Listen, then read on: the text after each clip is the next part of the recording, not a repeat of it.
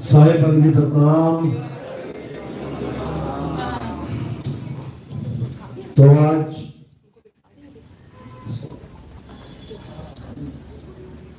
वो उसमें भी थे, यात्रा में भी थे। हाँ वही थे। तो आज मालिक की कृपा से, बंदी छोड़ की कृपा से ये मूल ज्ञान का सत्संग आयोजन किया गया है गाजियाबाद में। बहुत बड़े भाग हैं हम जीवों के जो आज इस सत्संग को सुन पाएंगे, और उससे भी बड़े भाग हैं हम जीवों के जो इसको थोड़ा सा भी समझ पाएंगे,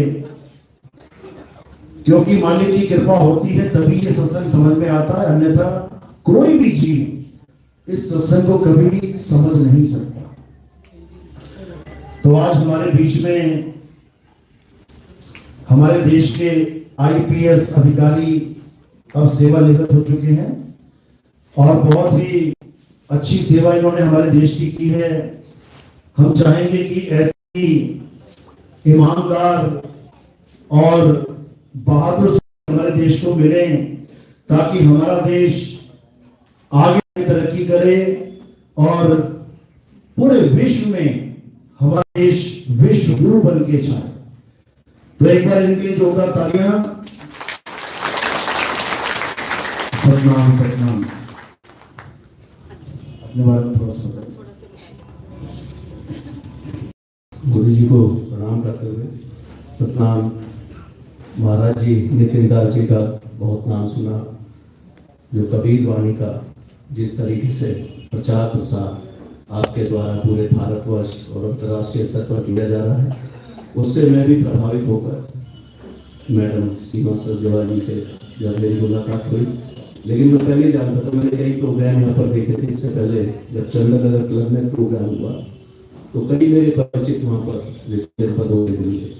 एक संक्षिप्त परिचय के बारे में बता दूं, मेरा नाम प्रेम प्रकाश है और मैं दिल्ली के गांव कैथवाड़ा से वहाँ से आया। उसके बाद मैकेनिकल इंजीनियरिंग की और फिर मैं आईपीएस में 1993 बैच उत्तर प्रदेश का में रहा। बहुत सारे जनपदों में मैं एसपी, एसएसपी और फिर उसके बाद डीआईजी, आईजी और एडीजी के पद पर रहा। उसमें महत्वपूर्ण जनपद जितने भी हैं उत्तर प्रदेश के लखनऊ, कानपुर, आगरा, इलाहाबाद, बरेली, मुरादाबाद, अलीगढ़, गाजियाबाद, ये सब तमाम जिले मेरे द्वारा भ्रमण किया। जिस तरीके से मैं संत और कई बार मगध के क्षेत्रों में वहां पर जब भ्रमण किया, जो व्यक्तित्व रहा है उससे ज्यादा कहूंगा प्रेरक रहा है।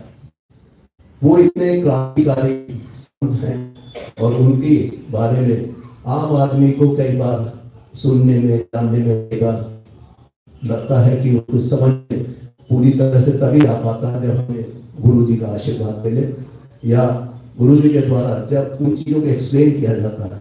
एक छोटी सी बुकलेट मुझे दीजिए, आज बहुत सारे टाइम ये गीता का ये आपके पास तो होगा ही पहले, लेकिन जिस से गीता जो आपने उसको सरल भाषा में जिस तरह से समझाया है, वास्तव में किसी भी व्यक्ति के उद्धार के लिए और देश के उद्धार के लिए ये बहुत ही प्रेरक आपके वक्तव्य है। और मैं तो अभी बीच में मैं सुन रहा था माता जी को सुनने के लिए, लेकिन मुझे यहाँ पर जो है इस तरह का आसन देते हैं, मैं वास्तव में जीवन भर ऋणी रहूंगा गुरु जी का। मैं आपके वाणी को नहीं जान लेता हूँ, वो गुरु जी को सुनिए और मैं भी ना इसी से दूंगा। धन्यवाद। बोलिए सतगुरु नितिन साहेब की।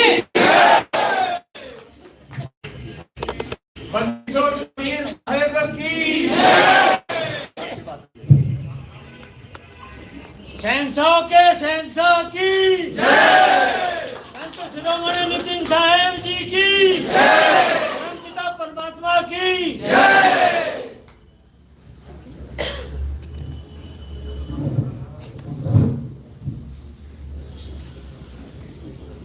तो परमात्मा की अपार कृपा होती है, तब जाके ये विवेक जागता है। बिना मालिक की कृपा के कोई सोचे कि मेरा विवेक जाग जाए, नहीं जाग सकता।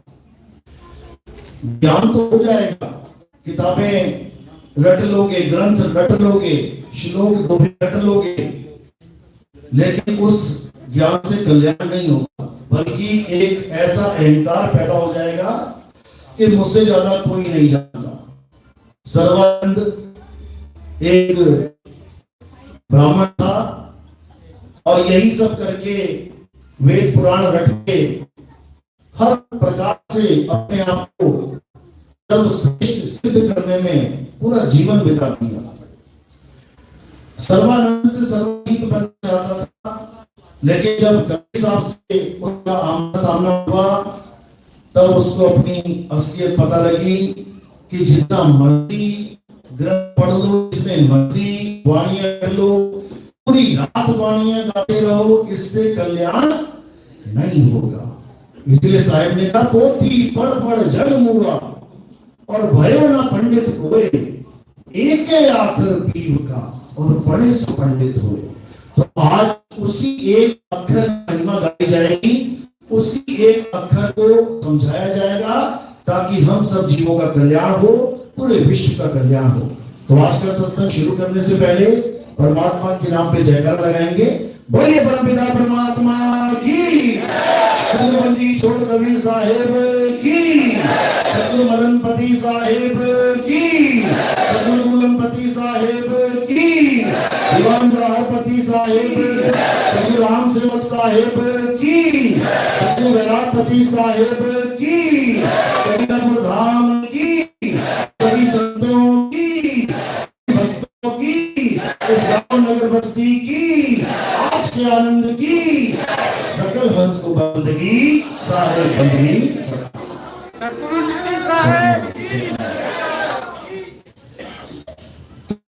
तो परमात्मा हमेशा यही चाहते हैं कि हम सब जीव जो इस काल और माया के जाल में उलझे पड़े हैं, जो इस तीन लोक में बार बार जन्मते और मरते, इसी जन्म मरण में उलझे पड़े हैं, मालिक चाहते हैं कि हम सब अपने निज धाम को पहुंच जाएं, हम सब अपने असली घर तक पहुंच जाएं। इसके लिए परमात्मा क्या करते हैं? परमात्मा समय समय पर इस संसार में संत रूप में अपनी लीला करते हैं। वो संत रूप में आते हैं, जीवों को जगाते हैं और इस भवजल से कैसे पार होना है इसका संदेशा देके जाते हैं। तो सब उनको पहचान नहीं पाते, लेकिन जो उनको पहचान जाते हैं, जो उनके रास्ते पे अटल हो जाते हैं, वो इस भवसागर से पार हो जाते हैं। तो आज उसी रास्ते को जाना जाएगा कि आखिर वो कौन सा रास्ता है जिसके द्वारा हिंदू, मुस्लिम, सिख, ईसाई, जैनी, बौद्धिस्ट, भगवान को मानने वाला, भगवान को ना मानने वाला, सब पार हो सकते हैं, बस वो मार्ग पता लग जाए।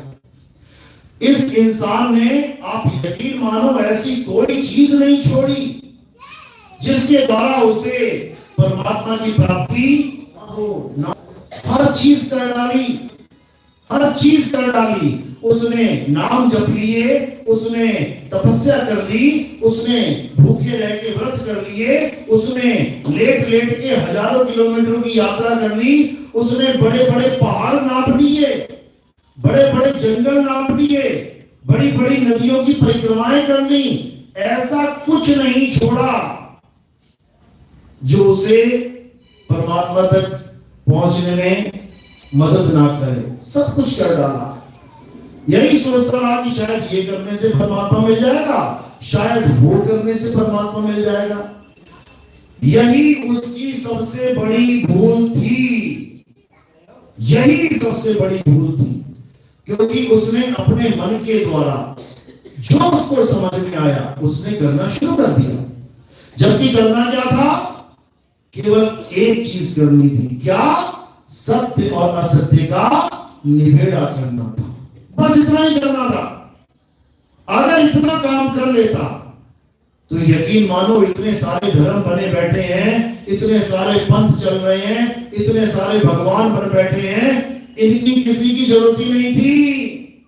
मात्र दो चीजों को समझना था, एक असत्य और एक सत्य, बस दो चीजों को। यही गीता में समझाया गया। अध्याय 2 16वां श्लोक, हे अर्जुन, इस दुनिया में दो प्रकार के तत्व हैं, एक असत्य है और एक सत्य है। असत्य क्या है? जो बनता और बिगड़ जाता है, जो जन्मता और मर जाता है, जो पल पल बदलता है, जो सदा एक सा नहीं रहता, वो असत्य है। हिंदुओं के लिए भी, मुसलमानों के लिए भी, सिखों के लिए भी, ईसाइयों के लिए भी, जैनियों के लिए भी, बौद्धिस्ट के लिए भी, सबके लिए। और वो क्या है? वो है पंच तत्व। ये 5 तत्व, ये काया किससे बनी है? 5 तत्वों से ये बनती है, बिगड़ जाती है, जन्मती है, मर जाती है, सदा बदलती रहती है। देखो, जब छोटे से बच्चे थे, 6 इंच के, 8 इंच के, 1 फुट के, 2 फुट के, 3 फुट के, करते करते आज 6 फुट के हो गए। अब धीरे धीरे छोटे होना शुरू हो जाएगी हाइट, और नीचे झुकते चले जाएंगे। अभी जवान है, कल बच्चे थे, आगे बूढ़े हो जाएंगे। पल पल बदल रहा है। तो जो बदल रहा है वो क्या है? असत्य है। असत्य किसके लिए? सबके लिए, सबके लिए। कोई ये नहीं कह सकता कि ये तेरे लिए असत्य और मेरे लिए नहीं है।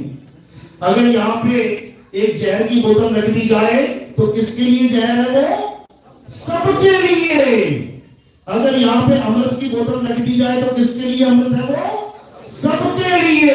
यानी असली ज्ञान वो होता है जो यूनिवर्सल होता है, जो सबके लिए समान होता है, सबके लिए। इसलिए कुरान में अल्लाह को ये नहीं बोला कि रब्बुल मुसलमीन, क्या बोला? रब्बुल आलमीन, यानी पूरे आलम के लिए, पूरे संसार के लिए वो सबका खुदा है, वो सबका भगवान है। हमारे यहां भी यही बोला कि परमात्मा ने सबको बनाया, सबको, सबको यानी सबको, कोई बचा नहीं है। इसी प्रकार वाहेगुरु को बोला गया कि वाहेगुरु सबका गुरु है, केवल सिखों का नहीं है कि उस पर सिख अधिकार करके बैठ जाए कि वाहेगुरु तो हमारा गुरु है। सारे आलम का गुरु है, सारे जहान का गुरु है, बस हम उसको पहचान नहीं पा रहे हैं। जिस दिन उसको पहचान गए, उस दिन ये धर्मों के नाम पे झगड़े, ये फसाद, ये दंगे, याद रखो, हमारा सबसे बड़ा दुश्मन हमें लगता होगा कोई देश है, लेकिन तुम पूरे साल की लिस्ट निकाल के देख लो, हमारे देश के लोग किसके द्वारा मारे गए हैं? अपने ही लोगों के द्वारा। अपने भारत में दंगे होते हैं, भारतीय भारतीयों को काट रहे हैं, और नाम किसका लेते हैं? हमारा पड़ोसी मुल्क हमारा दुश्मन है। अरे जिसके बच्चे मर गए उसको पूछो, पड़ोसियों ने मारे कि तुम ही ने मार डाले? हम अपने ही देशवासियों को मारने लगे हैं। किस मैटर पे? मुद्दा क्या है? केवल भगवान का, अल्लाह का, वाहिगुरु का नाम, मात्र नाम। हिंदू कहता है मुसलमान को पकड़ के बोल जय श्री राम, मुसलमान हिंदू को पकड़ के बोल अल्लाह अकबर। उससे पूछो श्री राम को देखा क्या? नहीं देखा तो नहीं। तूने अल्लाह को देखा भाई? नहीं देखा तो नहीं। तूने गॉड को देखा? नहीं मैंने नहीं देखा। तूने वाहिगुरु को देखा? नहीं देखा। फिर किस बात का झगड़ा है? फिर झगड़ा किस बात का है? केवल अक्षरों का। ये जो मुंह से अक्षर निकल रहे हैं, जय श्री राम, अल्लाह, वाहिगुरु, क्या है ये अक्षर? इन्हें 52 अक्षर कहते हैं। आ आ इ ई उ ऊ का खा गा चा छा धा ठा डा। इन अक्षरों को किसने बनाया? आदि मानवों ने बनाया। एक समय ऐसा था जब आदि मानव था, नंगा घूमता था, खाने के लिए कुछ नहीं था, जानवरों की तरह शिकार करता था, आग भी नहीं थी उसके पास, पत्थर से पत्थर टकरा के आग जलाना सीखा। समझो, अक्षर नहीं थे उसके पास, आग जलाने के बाद भी उसका नाम नहीं पता था रखूं क्या। फिर धीरे धीरे बुद्धि विकसित हुई, इस मुंह से आवाजें निकलने लगी, जिसने जितनी आवाजों को पकड़ा उसको लिपिबद्ध करने लग गए। भारत देश में कितनी आवाजें निकली मुंह से? कितने अक्षर निकले? 52 अक्षर, आ आ ई ई उ उ, जब गिनोगे 52 निकल आएंगे। अंग्रेजों ने, जो अंग्रेज आदि मानव थे, उनके मुंह से आवाजें निकली, उन्होंने लिपिबद्ध करना शुरू किया। कितने अक्षर निकले मुंह से? 26 अक्षर। वो 26 पे ही खत्म हो गए और हम 52 पे आ गए। 26 दूनी 52, यानी हमारी बुद्धि 2 गुना विकसित थी। ऐसे ही नहीं बोलते हैं भारत को विश्व गुरु, समझे? वो अंग्रेज 26 पे अटक गए और हम 52 बना के बैठ गए। उसके बाद क्या हुआ? इन्हीं अक्षरों के द्वारा हमने भी नाम रखने शुरू किए। जो चीज दिखने लगी, पेड़ पौधे, पत्थर, हवा, पानी, जो दिखा, सूरज चांद सितारे, अंग्रेजों ने भी रखना शुरू कर दिया। सन, स्टार, मून, फायर, एयर, यहां तक तो मामला ठीक था, कुछ ना कुछ तो बोलना ही पड़ेगा। हमने बोला आग, उसने कहा फायर। हमने कहा सूरज चांद सितारे, उसने कहा सन मून एंड स्टार्स। हमने कहा धरती, उसने कहा अर्थ। यहां तक तो समझ में आता है। लेकिन जब हमने उस ताकत का नाम रखना शुरू किया जिसकी वजह से आप चल रहे हो, एक आदमी खड़ा है और एक आदमी पड़ा है, जिसको बर्थ कहते हैं, क्या फर्क है दोनों में? किस चीज की कमी है? आत्मा की। अब हमने उस आत्मा का नाम रखना शुरू कर दिया। किसी ने उसका नाम रख दिया अल्लाह, किसी ने उसका नाम रख दिया वाहिगुरु, किसी ने उसका नाम रख दिया गॉड, किसी ने उसका नाम रख दिया राम। यानी उसकी ताकत से हम सब चल रहे हैं। अब जब ये नाम रखे गए अलग अलग भाषाओं में, अलग अलग देशों में, अब इसको कोई लाके पकड़ के दिखा तो सकता नहीं है। कोई कहे हाँ अल्लाह है, दिखा, हाँ वाहिगुरु है तो दिखा, हाँ गॉड है तो दिखा नहीं सकता। लेकिन कह सकता है कि सारी कायनात अल्लाह की ताकत से चल रही है। पत्ता भी नहीं हिल सकता उसकी मर्जी के बिना, कह सकता है। अब इसी ताकत को भगवान, ईश्वर, अल्लाह, गॉड, वाहिगुरु नाम रख के छोड़ दिया गया। अब मानो चाहे ना मानो, वो तुम्हारी मर्जी है। यहां तक था कि चलो तूने राम नाम रख लिया, तू राम राम कर ले, तूने अल्लाह नाम रख लिया, तू अल्लाह अल्लाह कर ले, तूने वाहिगुरु नाम रख लिया, तू वाहिगुरु वाहिगुरु कर ले। यहां तक भी मैटर कोई दिक्कत नहीं है। दिक्कत कहां पे आ गई? जब झगड़े होने लगे। तेरा राम छोटा, मेरा अल्लाह बड़ा, तेरा वाहिगुरु छोटा, मेरा गॉड बड़ा। अब दिक्कत हो गई, अब झगड़े चालू हो गए। जबकि देखा किसी ने किसी को नहीं है। झगड़ा किस बात का है? मात्र अक्षरों का। ये जो अक्षर मुंह से निकल रहे हैं, मुसलमानों के यहां जाके एक बार कह दो अल्लाहू अकबर, सारे खुश हो जाएंगे, सारे खुश। क्यों? क्योंकि हमने वो अक्षर निकाल दिए मुंह से जो वो सुनना चाहता है। ना उसने अल्लाह देखा ना मैंने देखा, केवल अक्षर से अक्षर मैच हुआ और दिल खुश हो गया। हिंदुओं के पास जाके कह दो जय श्री राम, क्या निकला? जय या श्री राम। हिंदू भी खुश। मात्र अक्षरों के द्वारा सारे खुश होते चले जा रहे हैं। सबको अक्षरों की पड़ी है, किसी को उसकी नहीं पड़ी है जिसने ये नाम रखे। यानी सब अक्षरों में ही खुश हो गए हैं। प्यास सबको लगी है, लेकिन सब पानी के नाम में खुश हो गए हैं। पानी कोई पीना नहीं चाहता, बस दिक्कत यही है। पानी के नाम के झगड़े हैं। एक पानी का यानी H2O, साइंटिफिक नेम क्या है? H2O। नाम ये किसी आदमी का नाम दिया हुआ नहीं है, ये तत्व का नाम है, हाइड्रोजन और ऑक्सीजन। ये बॉन्ड है इसका, ये तत्व है। अब इसके जो नाम रख दिए गए हैं अलग अलग भाषाओं में, वो हर जगह अलग मिलेंगे। किसी ने कहा जल, वाटर, नीर, धोए, पानी, हर जगह अलग अलग। लेकिन H2O तुम कहीं पे भी जाके, किसी भी साइंटिस्ट के पास जाके, किसी भी साइंस वाले बच्चों की क्लास में जाके H2O बोल देना बस। ना तुम्हें पानी बोलने की जरूरत, ना तुम्हें जल बोलने की जरूरत, ना तुम्हें वाटर, ना नीर, ना तोए। वो बच्चा 101% समझ जाएगा, चाहे वो किसी भी भाषा का क्यों ना हो। कारण क्या है? क्योंकि उसको तत्व ज्ञान है।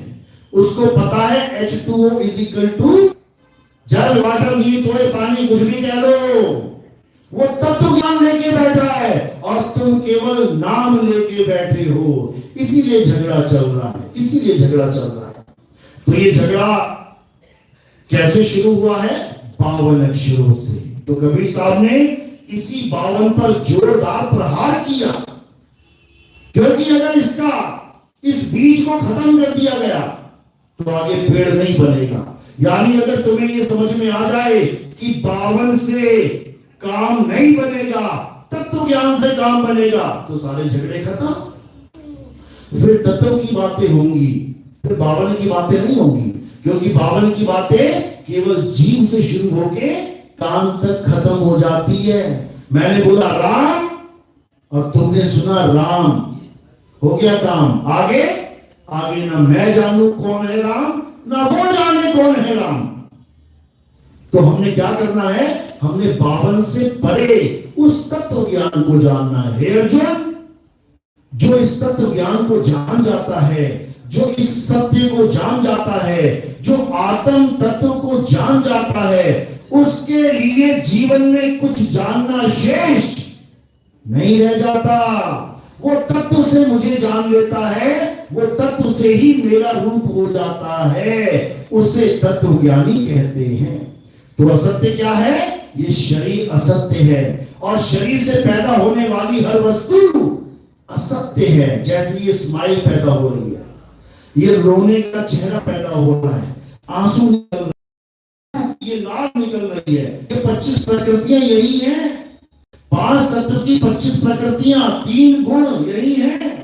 पैदा होना, पलना, मर जाना, ये सब असत्य है। ये मुंह से निकलने वाले, शरीरों से पैदा होने वाले सारे अक्षर असत्य है, झूठे हैं। ये जीव है तो निकलेंगे, और जिस दिन जीव कट गई सारे अक्षर खत्म। झूठे अक्षर हैं ये, नकली नाम है ये, जितने मर्जी बना लो, लेकिन झूठे नाम से कभी किसी का कल्याण नहीं होगा। कल्याण किससे होगा? सतनाम से होगा। सतनाम का मतलब क्या है? सच्चा नाम, सच्चा नाम। अब कृष्ण जी क्या समझा रहे हैं कि हे अर्जुन, जो जन्मता और मर जाता है, जो पल पल बदलता है, वो असत्य है। तो सत्य क्या है? हे अर्जुन, आत्मा ही सत्य है। इस आत्मा का ना तो कभी जन्म होता है और ना ही इस आत्मा की कभी मृत्यु होती है।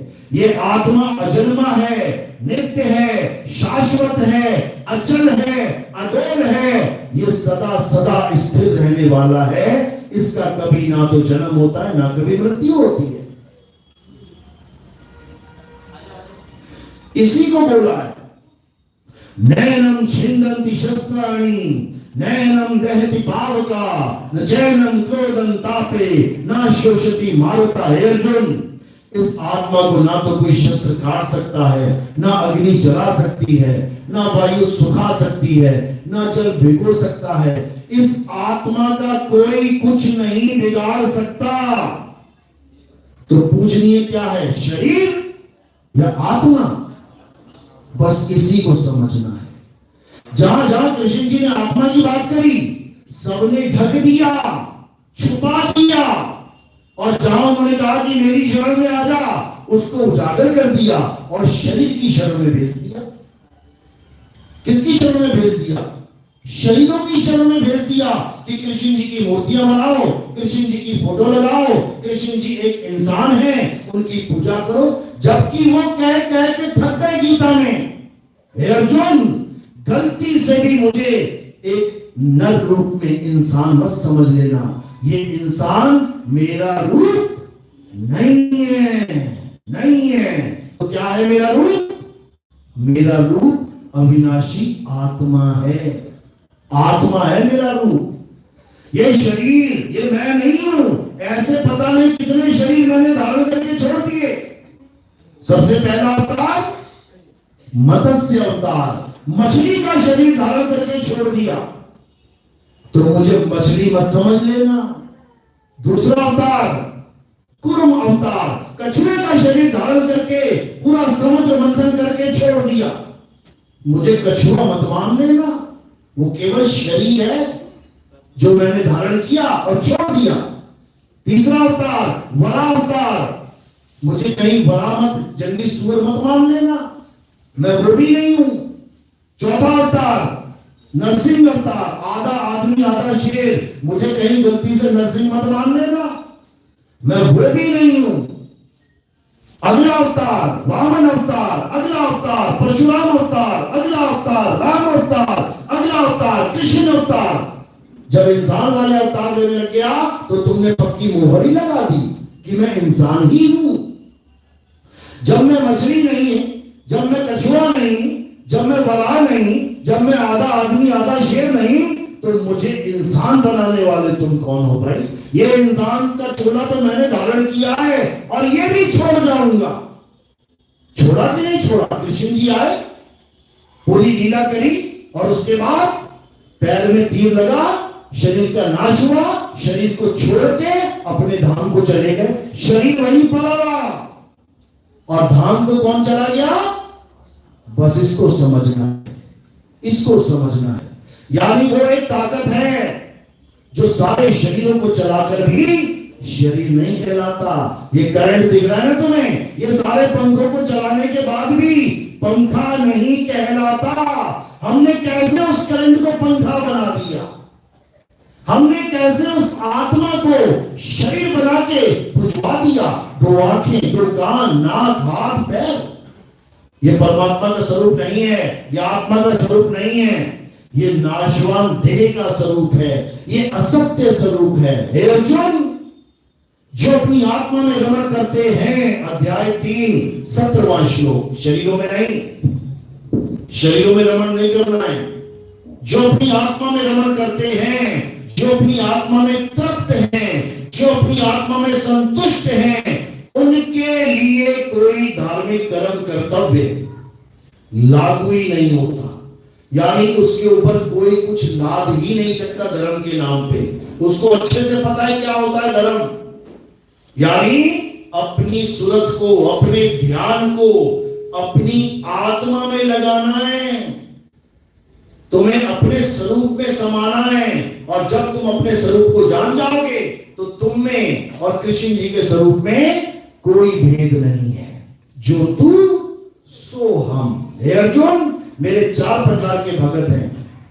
पहला भगत जो दुनियावी इच्छाओं के लिए मेरी भक्ति करता है तो मेरा ही भगत, लेकिन लो लेवल छोटा भगत है, छोटी बुद्धि वाला भगत है। दूसरा भगत जो परेशानी आने पे मुझे याद करता है, जो तकलीफ आने पे मुझे याद करता है तो मेरा ही भगत, लेकिन बड़ा खुदगर्जी भगत है, बड़ा मतलबी भगत है, लो लेवल भगत है।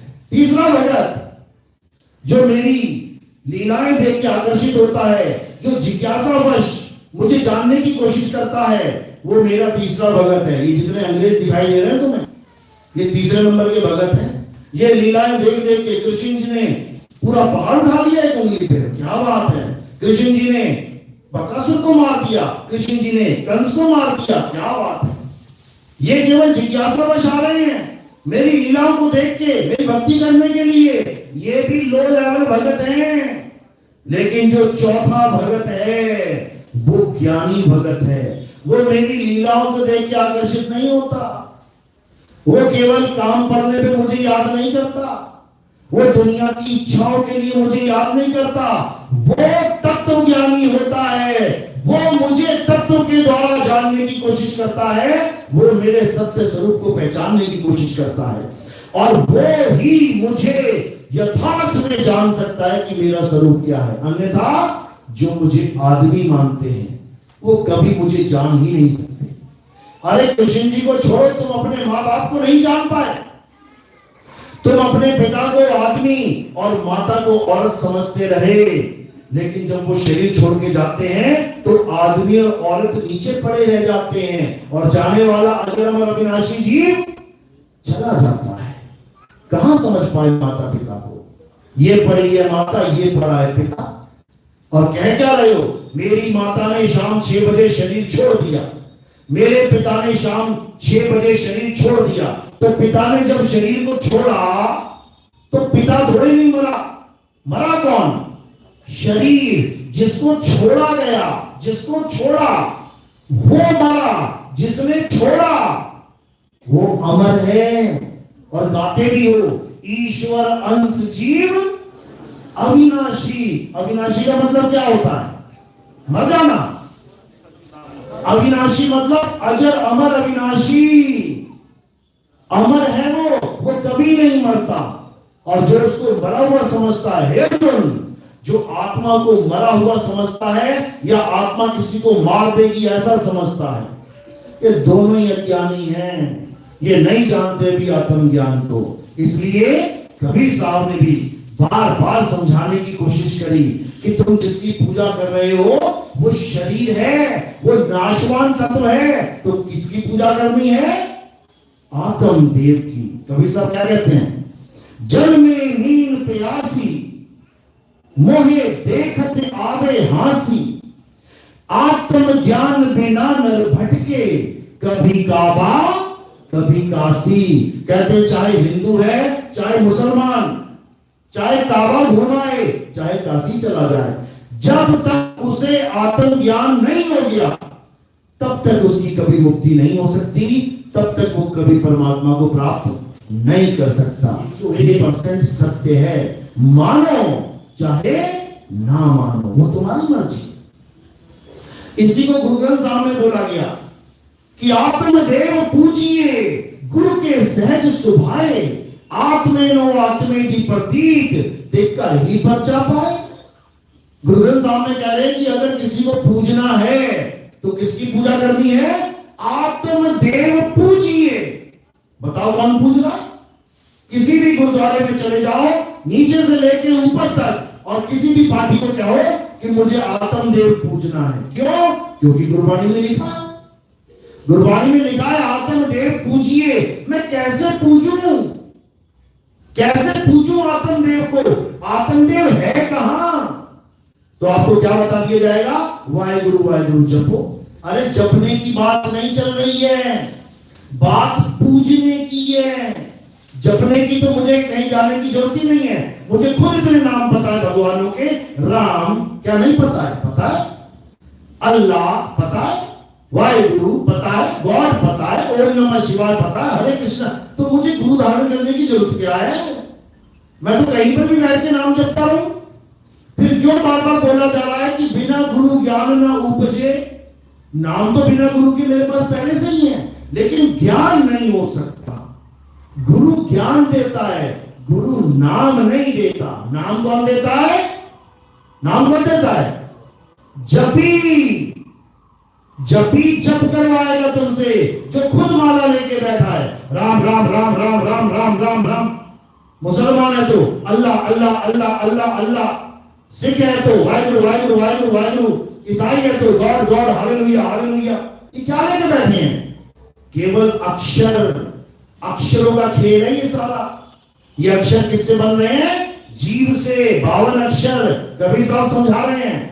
52 अक्षर जीव आधारा, आदि अक्षर जीव व्या से न्यारा। क्या है वो आदि अक्षर? आदि। आदि मतलब जब संसार भी नहीं बना था तब हिंदी भाषा थी क्या? या पंजाबी थी? अंग्रेजी थी क्या? या उर्दू थी? या फारसी थी? कोई भाषा नहीं थी, फिर भी वो आदि नाम था, जिसको बाबा नानक ने बोला है आदि सच जुगादि सच, है भी सच नानक होसी भी सच। सच यानी सत्य, यानी वो सतनाम सदा सदा से था, सदा है, सदा रहेगा। लेकिन वो है क्या? कौन सी भाषा का नाम है वो किसी भाषा का नाम नहीं है। वो किसी स्वर व्यंजन का नाम नहीं है कि स्वर और व्यंजन से तुम नाम पे नाम बना के चले जाओ। राम किससे बनाएंगे? स्वर और व्यंजन से। रा क्या है? स्वर या व्यंजन? रा व्यंजन। आकर क्या है? स्वर। मां क्या है? व्यंजन। दो व्यंजन एक स्वर लगा के बन गया राम। वही स्वर व्यंजन आगे बन गया वाहेगुरु। वही स्वर व्यंजन बन गया आगे अल्लाह अकबर। ये सब स्वर व्यंजन का ही खेल है। कबीर साहब इस खंडन करते हैं, क्या कह रहे हैं? कह रहे स्वर व्यंजन का मेल नहीं है, अरे बावन का ये खेल नहीं है। ये बावन का खेल नहीं है कि तू अपने नाम पकड़ के बैठ गया, मैं अपने नाम पकड़ के बैठ गया, वो अपने नाम पकड़ के बैठ गया। सारा खेल नाम का ही चल रहा है, बस एक दूसरे को कन्वर्ट कर रहे हैं। अब राम राम छोड़, अल्लाह अल्लाह कर, अल्लाह अल्लाह छोड़, वाहिगुरु वाहिगुरु कर, वाहिगुरु वाहिगुरु छोड़, गॉड गॉड कर। जबकि क्या छुड़वा रहे हैं, क्या पकड़ा रहे हैं? अक्षर ही छुड़वा के अक्षर ही पकड़ा रहे हैं। इसलिए कबीर साहब ने, गुरु ग्रंथ साहब ने क्या बोला? 52 अक्षर जोड़े आन। ये जितने भी ग्रंथ हैं, वेद, पुराण, गीता, भागवत, बाइबल, इंजील, तुरैत, जितने भी ग्रंथ हैं, क्या लिखा है इसके अंदर? 52 अक्षर जोड़ तोड़ के राम में आकर इंडा मां तो राम बन गया, रम आकर इंडा पीछे लगा दिया, रमा बन गया। अक्षरों को जोड़ तोड़ के नाम पे नाम, लाखों करोड़ों नाम बना दिए। राम जी के कितने नाम रखे थे उनके पिताजी ने, दशरथ जी ने? एक नाम राम। अभी नेट पे सर्च करो, राम जी के 108 नाम। ये कौन रख रहा बैठा बैठा? हनुमान जी के कितने नाम रखे थे माता पिता ने? एक नाम। अभी नेट पे सर्च करो, हनुमान जी के 108 नाम, अभी पूरी लिस्ट आ जाएगी। ये कौन बना रहा है बैठा बैठा? अरे बाप बेटे का नाम रखता है, समझ में आता है। दशरथ जी ने राम का नाम रखा, समझ में आता है। अंजलि ने अपने पुत्र का नाम रखा, समझ में आता है। यहां तक पुत्र बाप के नाम रखता जा रहा है, यानी एक भगत अपने बाप के नाम रखता जा रहा है, रखता ही जा रहा है। लाखों करोड़ों नाम बना लिए, अब खुद ही नाम में फंस गया। कौन सा वाला जपू? और गुरु उससे भी तेज आ जा बेटा, बताता हूं कौन सा भगवान पसंद है। राम पसंद है तो राम राम जप ले। तुझे कौन सा भगवान पसंद है? शिव जी तो शिव जी जप ले। तुझे कौन सा? हनुमान जी, हनुमंते नमा जप ले। वो उनसे भी होशियार बैठे हुए हैं।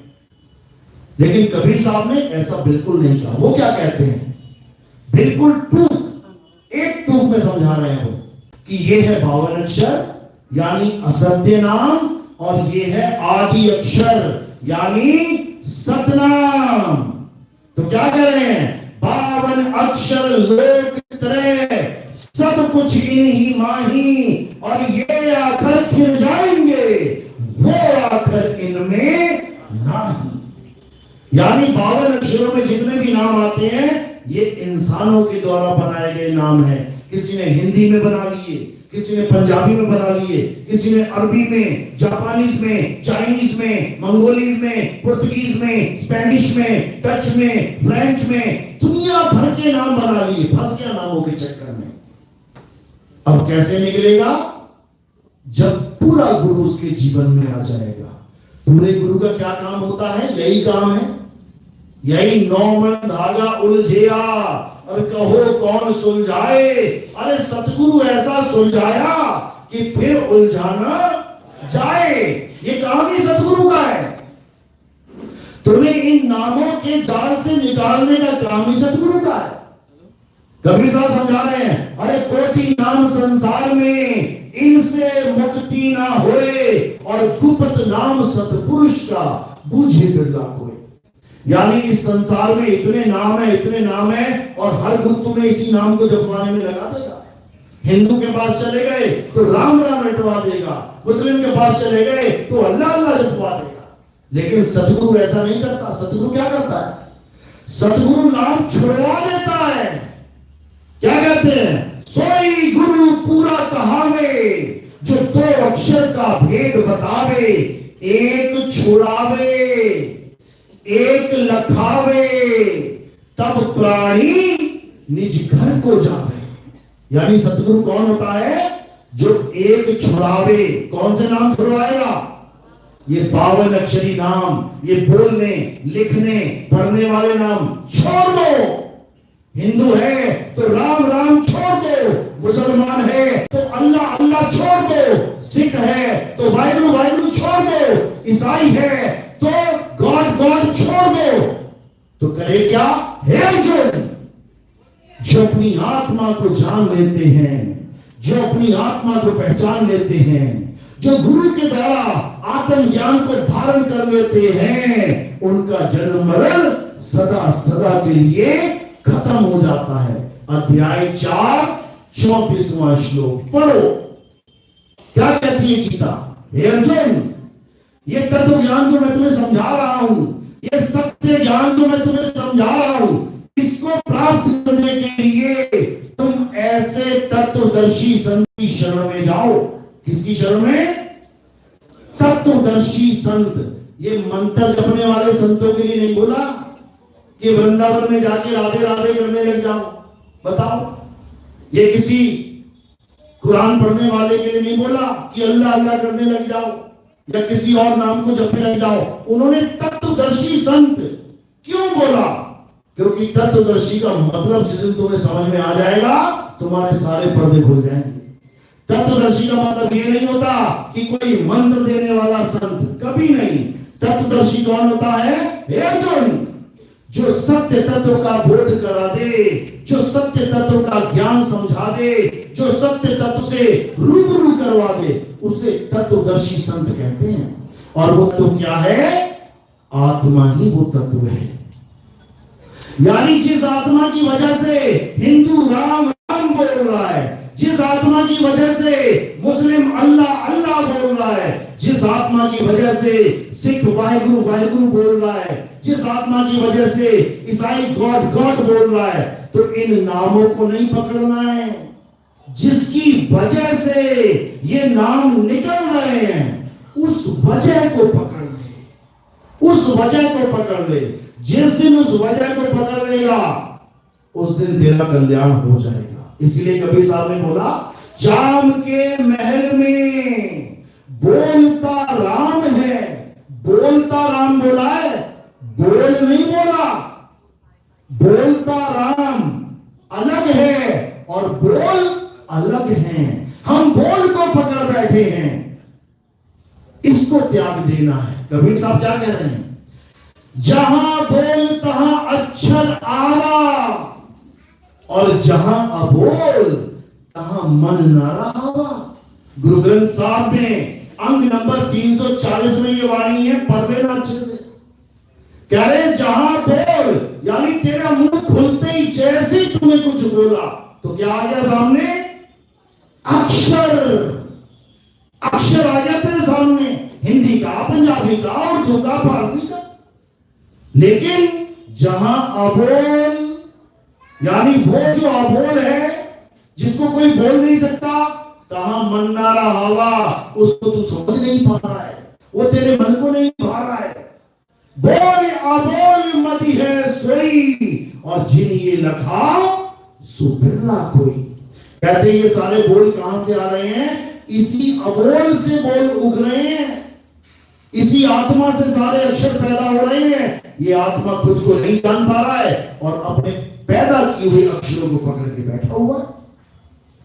बस इतना समझना है। तो क्या करना है? एक छुड़ाए, मुंह से निकलने वाले सारे अक्षरों को छुड़वा दे, और एक लखाए, इस आत्मा का ज्ञान लखा दे। सोई गुरु पूरा कहाए, दो अक्षर का भेद बताए। पहला अक्षर मुंह से निकलने वाले, चाहे वो कोई भी नाम हो। हम कबीरपंथी हैं, चाहे कबीर कबीर कबीर भी तुम रटोगे, तब भी वो असत्य यानी झूठा नाम है। क्यों? क्योंकि बोलने लिखने पढ़ने में आ गया। भेदभाव नहीं है कि हम कह रहे हैं कि केवल राम राम करना छोड़ दो। हम कबीरपंथी हैं, कबीर कबीर करना भी छोड़ दो। साहिब कह रहे हैं, मुख से कहे कबीर कबीर, तो ना कटे काल की पीर। अरे नाम हमारा सब जग लेता, और भेद हमारा कोई ना कहता। मेरा भेद पावेगा सोई, और जिसका सतगुरु पूरा होई। अधूरा नहीं, अधूरा गुरु नाम देता है जपने वाला, और पूरा गुरु नाम छुड़वा देता है, छुड़वा देता है। कबीर साहब समझा रहे हैं, एक नाम को जान के दूजा दे बहा, बहा दे उसको।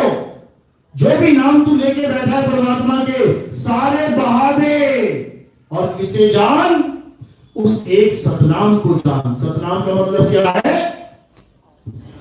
तुम्हारा आत्म स्वरूप, तुम्हारा शुद्ध चैतन्य स्वरूप, तुम्हारा अजर अमर अविनाशी स्वरूप। एक ये स्वरूप है, काला गोरा, मोटा पतला, लंबा छोटा, नकली है, नकली। और एक स्वरूप है आत्म स्वरूप, असली है। तो क्या करना है? तो क्या करना है? एक छुड़ाए, ये नकली वाले स्वरूप को छुड़वा दे और एक लखाए, उस आत्म स्वरूप का लखाव करा दे।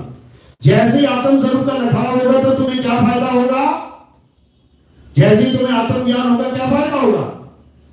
लोग फायदा भी ढूंढते हैं ना, इतने मंत्र जप लो, इतने मंत्र जप लो, क्या फायदा होगा?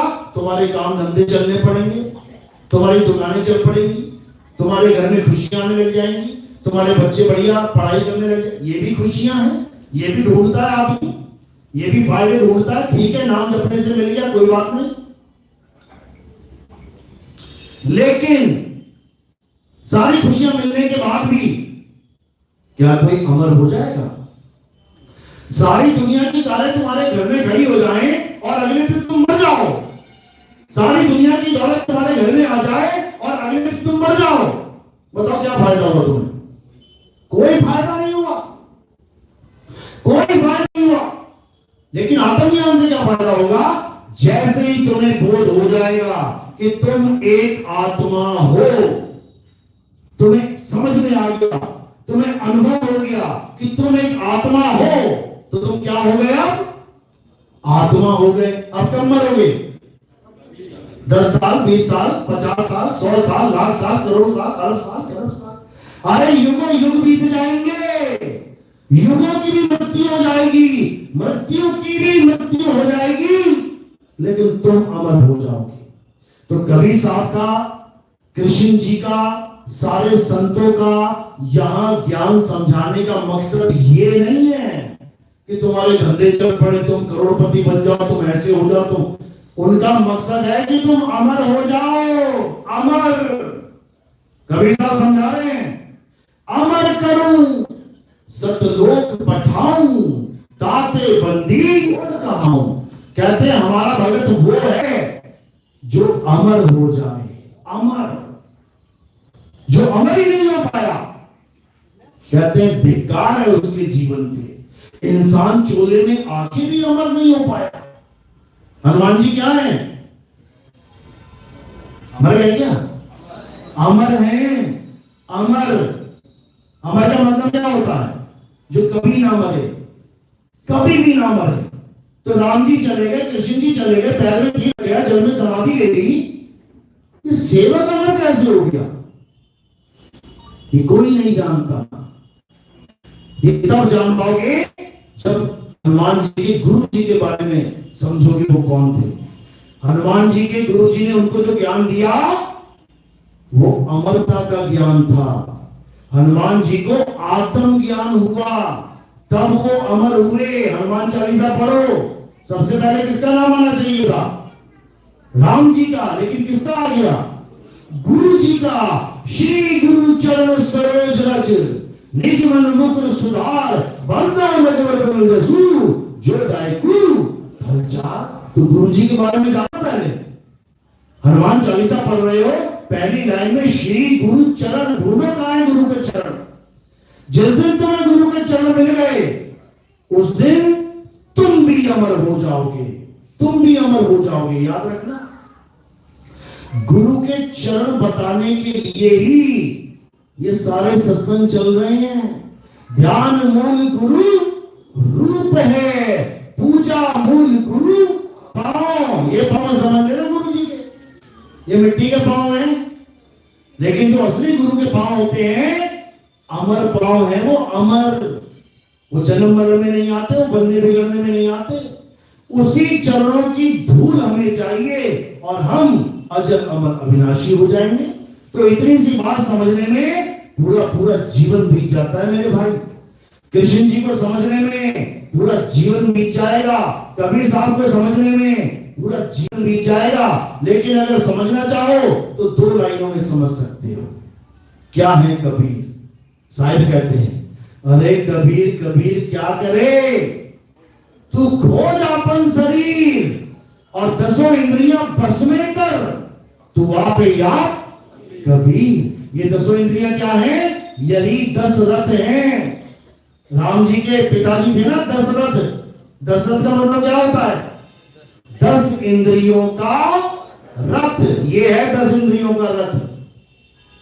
ये है जब राम जी का वियोग हो जाता है तो दशरथ की क्या हो जाती है? मृत्यु। राम कौन है? ये आत्म राम है। जब आत्म राम इस 10 इंद्रियों के रथ से अलग हो जाता है तो ये दशरथ विलय हो जाता है। अब क्या करना है? इस दशरथ को चला कौन रहा है? 10 इंद्रियां बस में कर। जो इसको बस में कर ले, जो अपनी आत्म स्वरूप को जान ले, वही कबीर है और कोई कबीर नहीं है। याद रखना, इसी आत्म स्वरूप को कबीर बोला गया है। कक्का केवल नाम है, बप्पा ब्रह्म शरीर और राधा सब में रम रहा। सब में रम रहा। वो सतलोक में नहीं बैठा है कि कोई कहे सतलोक में बैठा है कबीर। वो सब में रम रहा है। कोई ये ना सोचे कि राम किसी धाम में बैठे हैं। वो सब में रम रहे हैं। तुझ में राम, मुझ में राम, सब में राम समाया और सबसे कर लो प्रेम, जगत में कोई नहीं पराया। कौन सा राम? आत्म राम। सबके पास आत्मा है? आत्मा है ना? नाम सुना सबने? अपनी अपनी आत्मा लेके आए हो? छूट तो नहीं है घर पे किसी की? कहीं वो अभी मार्च चल रहा था ना, ये पूरा, वहां तो नहीं किसी की सड़क पे सब लेके आए हो? कैसे पता लगेगा लेके आए हो? क्योंकि बैठे हुए हो, हिल रहे हो, देख रहे हो। इसका मतलब आत्म राम पास ही है। और जब वो छोड़ देगा तो यहां लाश बन के गिर जाओगे। सारी उम्र तुम्हें आत्म राम ही संभाल रहा है, सारी उम्र। लेकिन सारी उम्र बिताने के बाद भी अगर कोई तुमसे पूछ ले कि आत्मा कैसी होती है तो तुम्हारे पास जवाब नहीं होगा। कैसी होती है? लाल है, पीली है, काली है, गोरी है, लंबी है, छोटी है, मोटी है, नाटी है। कैसी होती है आत्मा? तुम कभी सोच भी नहीं सकते कैसी होती है आत्मा। समझो, जिसको करंट कभी नहीं लगा है, कोई ऐसा जिसे आज तक करंट नहीं लगा? हाथ खड़ा करो। जिसे आज तक करंट नहीं लगा, एक बंदा है। सारे मिलके भी समझाओगे ना उसे कि करंट कैसा होता है? समझा लोगे? सारे मिलके सारा जीवन समझा देना उसको, वो तब भी नहीं समझ पाएगा कैसा होता है। बस उसको एक बार करंट छुआ देना। जैसे छुआ दोगे उसी वक्त उसे ज्ञान हो जाएगा। और ये ज्ञान कब तक होगा, कब तक रहेगा? सारी उम्र का ज्ञान हो जाएगा। सारी उम्र का ज्ञान। वो जीवन में कभी ये नहीं कहेगा कि करंट पंखे जैसा होता है, भले पंखे से करंट लगाओ उसको। वो कभी नहीं कहेगा कि करंट पंखे जैसा होता है। वो क्या कहेगा? अरे पंखा तो लोहे का था, लेकिन वो तार लगाई तो करंट में तो झटका लगा मुझे। पंखे को छू के झटका नहीं लगता है, करंट को छू के झटका लगता है। इसी प्रकार शरीर और आत्मा में जमीन आसमान का अंतर है। पंखे के 3 पर होते हैं, करंट के भी 3 पर होते हैं। पंखा लाल पीला हरा गुलाबी होता है, करंट भी लाल पीला गुलाबी होता है क्या? बिल्कुल नहीं।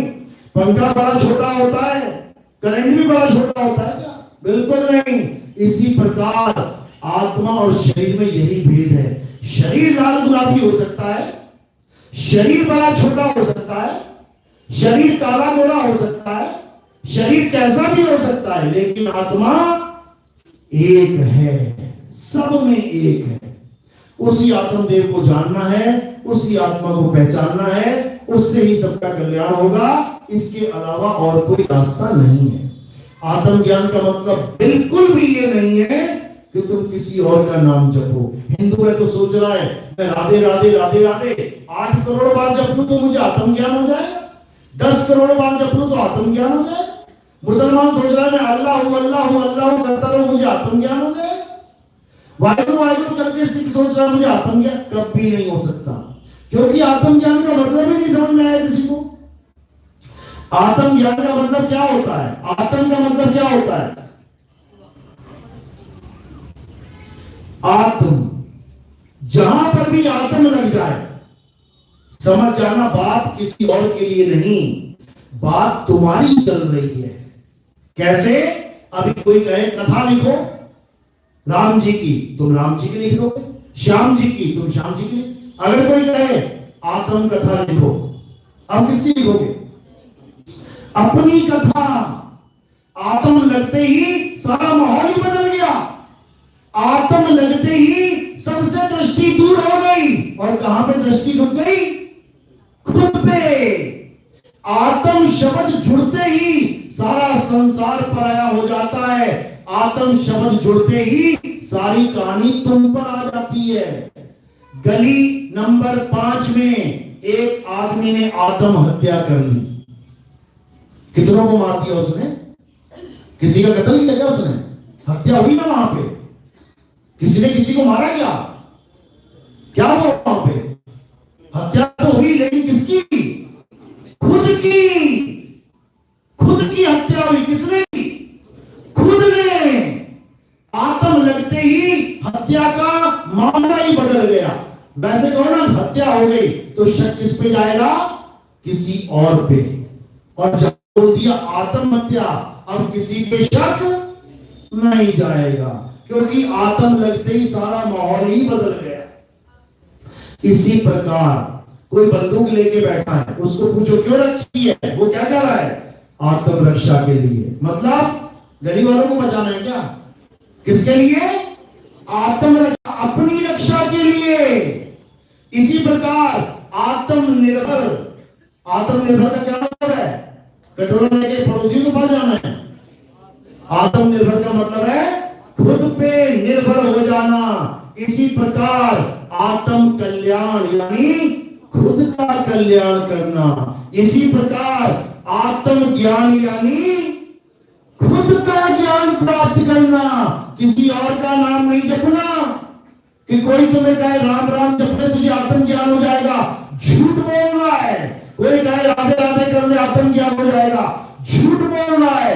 कोई कहे अल्लाह अल्लाह वाहिगुरु वाहिगुरु गौर कर ले आत्म ज्ञान हो जाएगा, झूठ बोल रहा है। तो सच क्या है?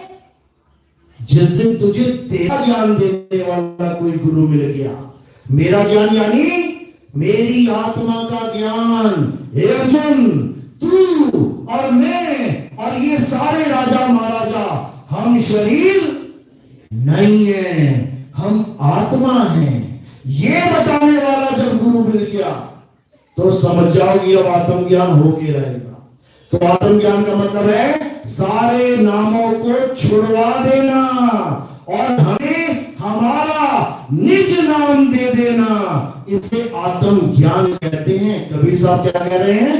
3 गुणों की भक्ति में भूल पड़ा संसार, और कहे कबीर निज नाम बिन कैसे लागे पार।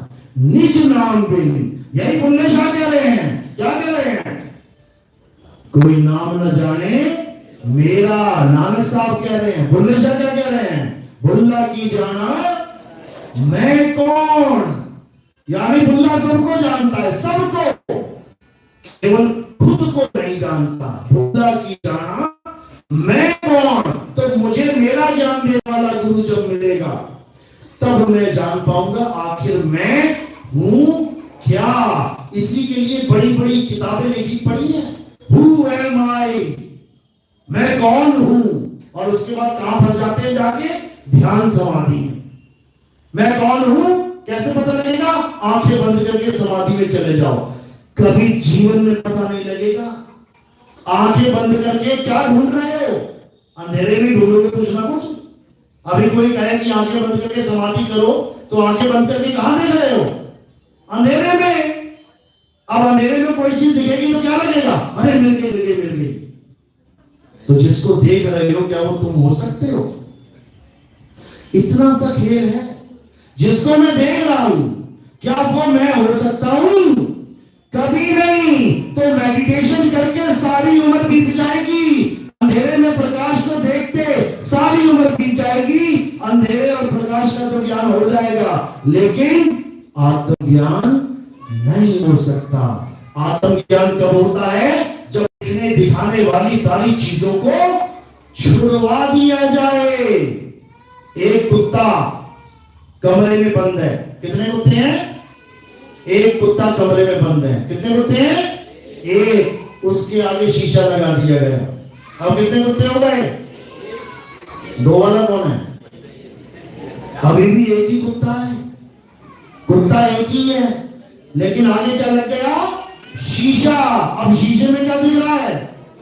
प्रतिबिंब। अब कुत्ता जब तक शीशा देखेगा उसे कभी आत्मज्ञान नहीं हो सकता, भौंक भौंक के मर जाएगा। इसी प्रकार जब तक कोई योगी अपने से जुड़ा किसी चीज को देखेगा, अरे शंकर जी आ गए, अरे राम जी आ गए, अरे अल्लाह प्रकट हो गया, अरे वाहिगुरु जी आ गए, जब तक किसी को देख रहा है तब तक उसे आत्मज्ञान हो ही नहीं सकता। याद रखो। इसीलिए कबीर साहब ने सारा खेल ही खत्म कर दिया। कहते जो दिखे सो माया। कोई कहता गुरु जी आ गए मुझे लेने के लिए, बताओ शरीर को गुरु मान बैठा है, और जो गुरु ने आत्मज्ञान दिया उसकी एबीसीडी भी नहीं पता।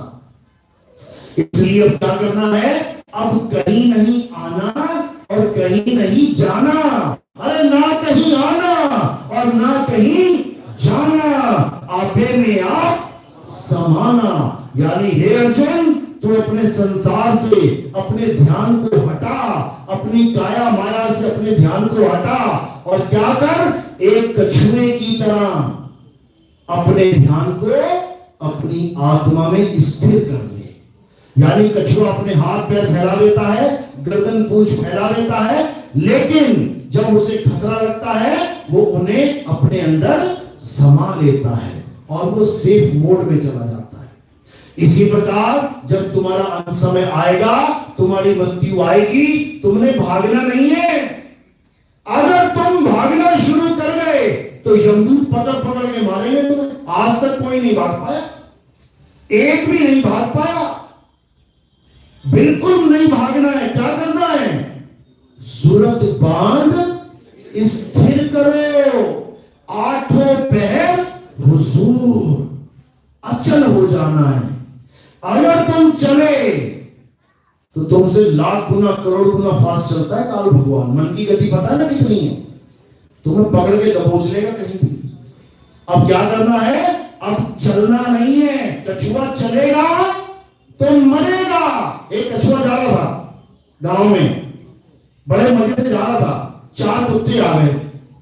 जैसे ही चार कुत्ते उसके पास आए, अब कछुए के पास तीन ऑप्शन है। भागो कुत्तों से तेज, तब बचेगा। भाग सकता है क्या? पक्षी की तरह उड़ जाए तब बचेगा। उड़ सकता है क्या? जल्दी जल्दी धरती खोद के घुस जाए कछुए की, उसकी खरगोश की तरह घुस जाएगा क्या? फिर क्या बचा उसके पास ऑप्शन? अचल हो जाना है, यानी अपने अंदर समा जाए।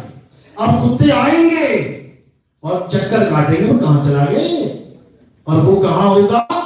अपने आप में रम गया होगा। इसी को गीता में बताया है, अध्याय 3 17वां श्लोक। हे अर्जुन, जो अपनी आत्मा में रमण करते हैं, रमण यानी रम जाते हैं। अगर एक बार आत्मा में रम गए तो क्या हो गए? आत्मा ही हो गए। तो यमराजा तुम्हें काट सकता है क्या? नैनम छिन्दन्ति शस्त्राणि। यमराजा के सारे हथियार धरे के धरे रह जाएंगे। सकता है क्या? नहीं जला सकता। फिर क्या तुम्हें वो पानी में डुबा सकता है क्या? बैतरणी नदी में नहीं डुबा सकता। यानी सारा खेल ही खत्म हो जाएगा। लेकिन तब होगा जब तुम आत्म ज्ञान में आ जाओगे, और जब आत्म ज्ञान हो गया तो समझ लो कि तुम्हें परमात्मा पद मिल जाएगा। फिर तुम एक आम इंसान नहीं रह जाओगे, और गलती से भी आम मत मान लेना अपने आप को। कृष्ण जी ने यही समझाया, हे अर्जुन, जो तत्व ज्ञान के द्वारा मुझे जान लेता है वो मेरा ही रूप हो जाता है, फिर वो ये काया माया रह जाता, वो आत्म स्वरूप में सिद्ध हो जाता है। तो हमारे जीवन का लक्ष्य क्या है? ठीक है, हम हिंदू परिवार में पैदा हो गए, हम मुस्लिम परिवार में पैदा हो गए, हम सिख और ईसाई परिवार में पैदा हो गए, हम उनको भी नमन करते हैं, हम उनको भी शीश झुकाते हैं जिन्होंने हमें मंदिर जाना सिखाया, जिन्होंने हमें मस्जिद तक पहुंचाया, जिन्होंने हमें गुरुद्वारे तक पहुंचाया, जिन्होंने हमें चर्च तक पहुंचाया। उनके पहुंचाने का मकसद क्या था? कि हमें उस परम पिता परमात्मा तक पहुंचने में मदद मिल सके। वरना हमने डॉक्टर है, लेकिन घर वाले कहां एडमिशन करा देते हैं शुरू में, आंगनबाड़ी में, एलकेजी में। वरना हमने डॉक्टर क्या बनाना चाहते हो अपने बच्चे को, डॉक्टर बनेगा, और कहां छोड़ाया? जहां पर खेल खिलौने, क्ले मिट्टी पड़ी हुई है, क्ले मिट्टी के कछुआ बनाया, क्ले मिट्टी का सेब संतरा बनाना डॉक्टर था, और छोड़ कहां आए? आंगनबाड़ी में। तो थैंक यू करें कि ना करें? करना पड़ेगा, क्योंकि शुरुआत वही है।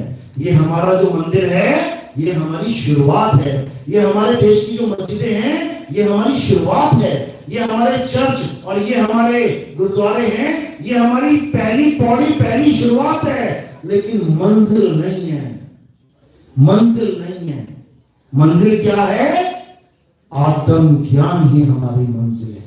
हे अर्जुन, जो आत्मा में सिद्ध हो जाते हैं, जो आत्मा में स्थित हो जाते हैं, वो स्थित प्रज्ञ कहलाते हैं। बस इतना सा समझ में आ रही बात?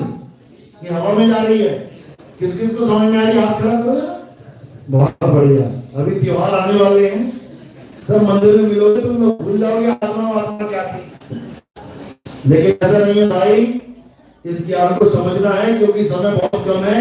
ये मत समझना कि अभी दादाजी बनना है, किसी ने बन चुके दादाजी जिन्हें बनना था। अब तुम लोग आगे की तैयारी करो। संतों ने हमें संदेश दे चुके हैं, संतों ने बाणियां भर दी हैं कि ऐसी त्राईमाम होने वाली होगी। कहते हैं 7-7 कोस पे एक दिया जलेगा।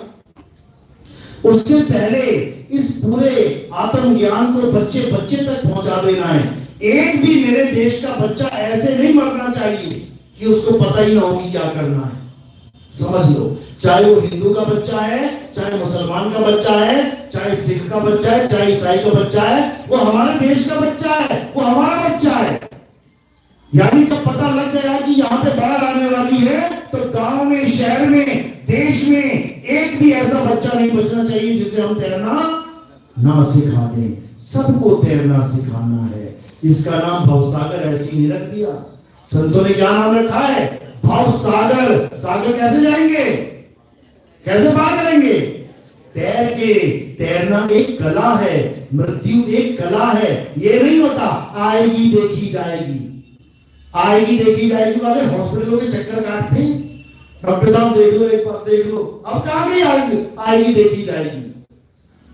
ऐसा नहीं करना है आएगी देखी जाएगी। आना तो है, उससे पहले इंतजाम कर लेना है। एग्जाम तो आएगा, कौन सा बच्चा नहीं जानता कि 1 साल के बाद एग्जाम आएगा।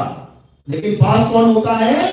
जो उसकी तैयारी कर लेता है। और जो तैयारी नहीं करता वो रोता है बाद में। इसने कहा, अरे मरता मरता जग मुआ, मरना जाने ना कोई, और ऐसी मरनी जो मरे, जैसी मैं बता रहा हूं, बहुत ना मरना हो। अब 5 मिनट में मरनी भी समझ लेती कि मरनी होती क्या है। ये एक पिंजरा है, कितने तत्वों का है? 5 तत्वों का। कितने दरवाजे इस पिंजरे में? 9 वाले कौन है? हाथ पे करो। 9 दरवाजे। 10 वाले कौन है? सारे ही हैं। 10 दरवाजे का पिंजरा है। साहिब समझा रहे हैं, 10 द्वारे का पिंजरा।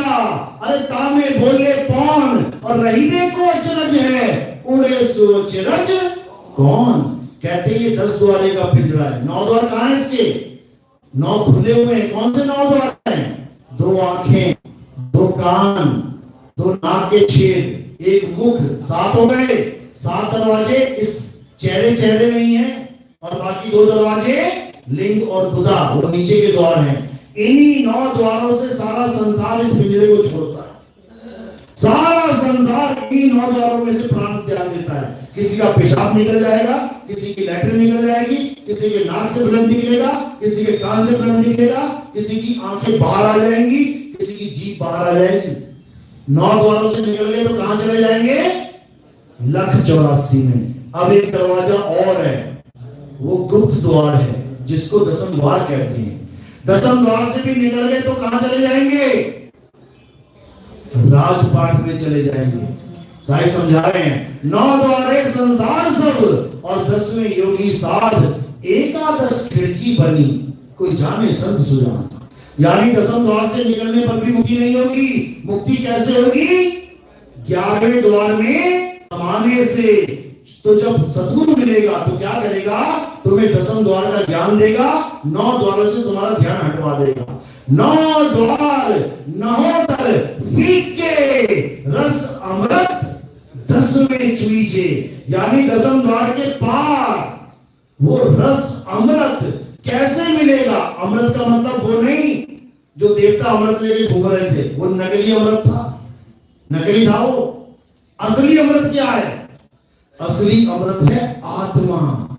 अमृत यानी अमृत, मृत यानी मुर्दा जो मर जाए। आगे आ लगा दिया, अमृत यानी जो कभी ना मरे। और वो कौन है? आत्मा ही वो अमृत है। उस अमृत को पाना है और अमर हो जाना है। इसमें हिंदू मुस्लिम सिख ईसाई वाली बात कोई नहीं है। हमारे यहाँ पे मुस्लिम भाई बैठा है, हाथ खड़े करो। 2, बाकी चले गए। सिख भाई कितने हैं? हाथ खड़े करो। बहुत अच्छी बात है। ईसाई है हालेलुया वाला? एक है, बहुत अच्छी बात है। हिंदू सारे ही हैं, कोई बात नहीं, अच्छी बात है। ये ज्ञान किसी एक धर्म का ज्ञान नहीं है, ये ज्ञान किसी एक जात पात का ज्ञान नहीं है, ये ज्ञान सारे संसार का एक ज्ञान है। इसी ज्ञान को सत्य सनातन धर्म कहते हैं। इस दुनिया में केवल एक ही धर्म है, बाकी पंथ हैं।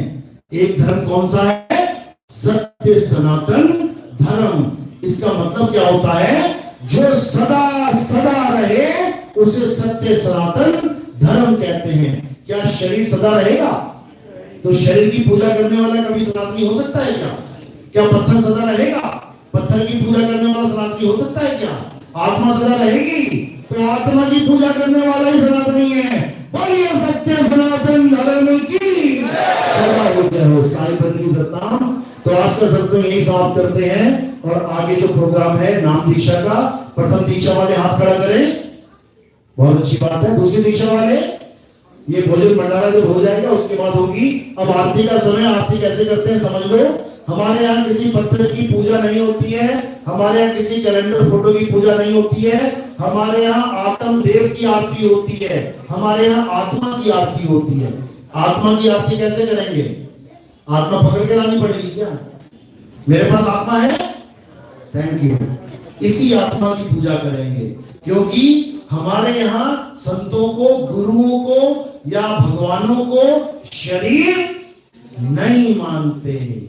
हमारे यहाँ संत कौन है? आत्मा। तो कैसे करेंगे आरती? थोड़े से फूल उठा के मेरे सिर के ऊपर रख देंगे। सिर के ऊपर क्यों रखे? पैरों में क्यों नहीं रखे? गोद में क्यों नहीं रखे? क्योंकि पैर से लेके, अंगूठे से लेके सिर की चोटी तक ये क्या दिख रहा है? नाशवान शरीर। और हमने आरती किसकी करनी है? अविनाशी आत्मा की। तो हमने इन फूलों को कहां समर्पित कर दिया? नाशवान शरीर से परे। तो शरीर से परे कौन है? वो आत्म देव है। तो उसी की आरती होगी। और कोई प्रचार प्रसार में योगदान करना चाहेगा, सेवा करना चाहेगा, तो वो चरणों में स्थान है उसका। माया का स्थान कहां बताया है? संतों के चरणों में। सिर पे मत रख देना, सिर पे चढ़ी माया खतरनाक होती है।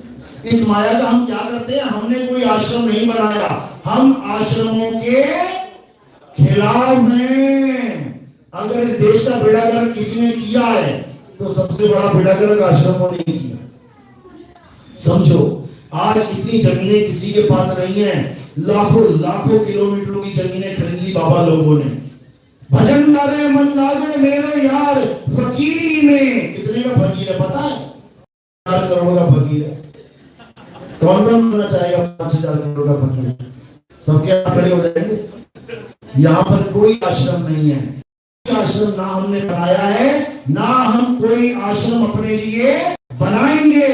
लोगों का एक एक पैसा कहां लगना चाहिए? प्रचार में। प्रचार में तुम्हारा जितना पैसा आता है कहां जाता है? हमारे टीवी में प्रोग्राम चलते हैं, साधना चैनल पे देखोगे मिलेंगे, ईश्वर टीवी पे मिलेंगे, आगे भी बात चल रही है, आगे भी चैनलों पे मिलेंगे। घर घर में बोध विचार तभी होगा जब आपका पैसा प्रचार में लगेगा। हमारा मकसद यहाँ पर जमीनें खरीदना, यहाँ पर बड़े बड़े आश्रम बनाना नहीं है। हमारा मकसद इस संसार से, इस भवसागर से सब जीवों को मुक्त करना है। जब पाकिस्तान में हमारे फौजी जाते हैं किसी को बचाने के लिए, तो जमीनें खरीद के बैठ जाते हैं क्या? नहीं, वो जाते हैं, लोगों को इकट्ठा करते हैं और अपने घर सही सलामत लेके आते हैं। वहां की जमीनों से मोह नहीं रखते, वहां की बिल्डिंगों से मोह नहीं रखते। पता लगे छुड़वाने गए थे, खुद ही वहां बस गए। आज ये हाल हो गया है। संत आते हैं परमात्मा के घर से हम सबको इकट्ठा करके ले जाने के लिए, लेकिन यहाँ पर संत अड्डे बनाकर जम गए हैं। गति छूट नहीं रही है, आश्रम छूट नहीं रहे हैं, तो कहां जाएंगे इस समय में? जहां आशा वहां वासा। जमीन नहीं छूट रही है, केचुआ बनके आना पड़ेगा। पैसा नहीं छूट रहा, धन नहीं छूट रहा है, सांप बनके आना पड़ेगा। समझ लो। तो साहब क्या कह रहे हैं? अरे रहना नहीं देश बेगाना है, ये धरती कागज की पुड़िया, बूंद पड़े घुल जाना है, ये संसार झाड़ और झाकड़ उलझ पुलझ मर जाना है। और कहे कबीर सुनो भाई साधो, सतगुरु नाम ठिकाना है। अब इस संसार में वापस नहीं आना। बहुत जी लिए, बहुत मर भी लिए। अब ये जन्म मन का खेल खत्म करके सदा सदा के लिए अमर हो जाना है। बोलिए परमपिता परमात्मा की सतनाम साहिब की। अब आरती लगा लो। आरती का नियम समझ लो। आधे